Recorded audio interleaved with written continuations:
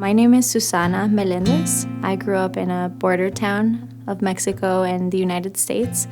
I am a first-generation American, and I was raised in a very strong Catholic household, with my mom always taking us to church, and every Sunday we were there.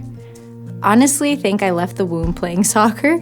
I started playing at 4 years old, and I continued and played until I played through college. It was so serious, I played in the Mexican national pool. So I would travel to Mexico and train with them, and then I came back, went to college, and I just felt like there was something bigger out there, and for me that was nutrition, and sports nutrition is what I became interested in, and that's kind of the beginning of how I ended up here. I actually applied to 3 different places, and the first place called me back and said, "Oh, we ran out of funding, so unfortunately we can't take you." And then the very next day I got a call from Liberty. I couldn't say no. I almost felt like it was so far away, but I had to. It was something I had to do.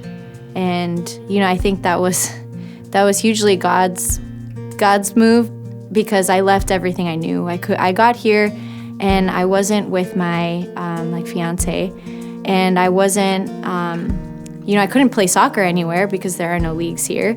I wasn't near my parents, so I was just completely out of sorts. I was just totally, really by myself. At least I felt like I was alone here.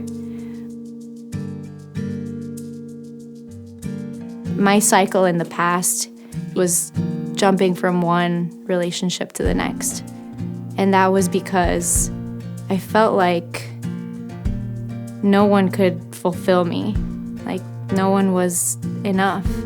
But the good thing about coming here was that cycle had to stop.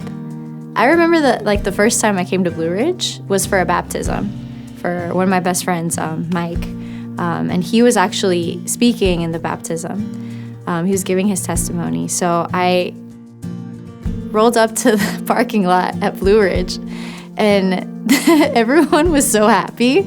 I was honestly terrified.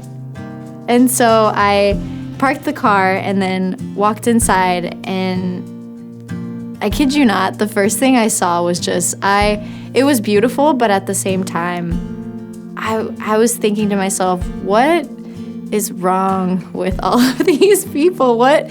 And then as I got in there, the more I heard the music and just saw everyone with their eyes closed and hands up. I had never seen anything like that. I'm used to standing up, sitting down. It was something so unreal, and it kind of started growing on me, and all I could think was, what did I just get myself into here?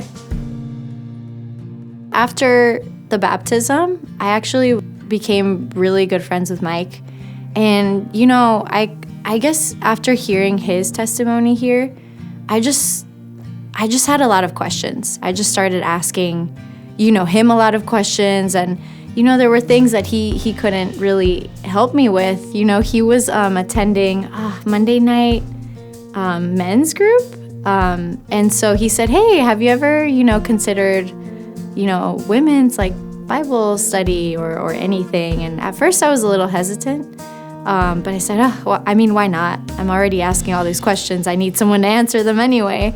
It was so strange because I had actually met a couple of women through going to a dodgeball game, which is not something that I had ever done before. It just happened to turn out that way.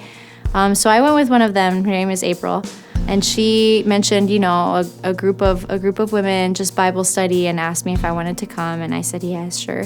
And we walked in, and then I sat down, and across from me was Gaylin, and she was also at the dodgeball thing. After I saw these familiar faces and women, it was in that group. It was a lot easier for me to open up to them. Through them, I found just a lot of help that I hadn't had before, a lot of sisterhood that I hadn't experienced ever. It changed so many things for me.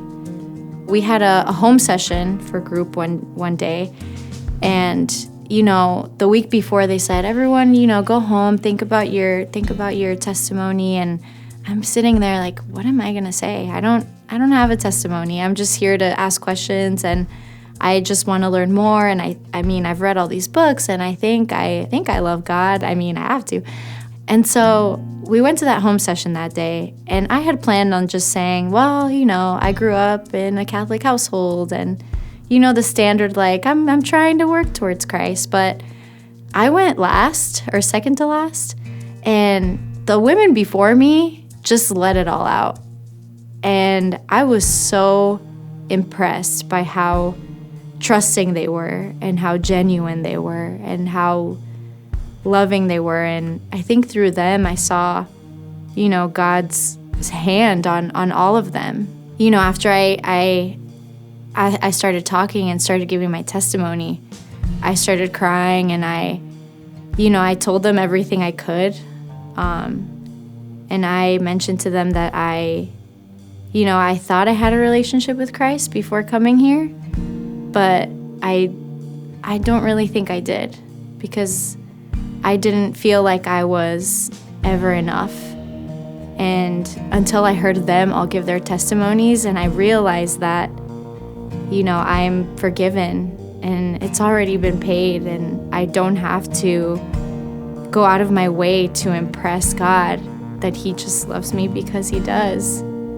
I think I started to understand that that I didn't need anyone to fulfill me.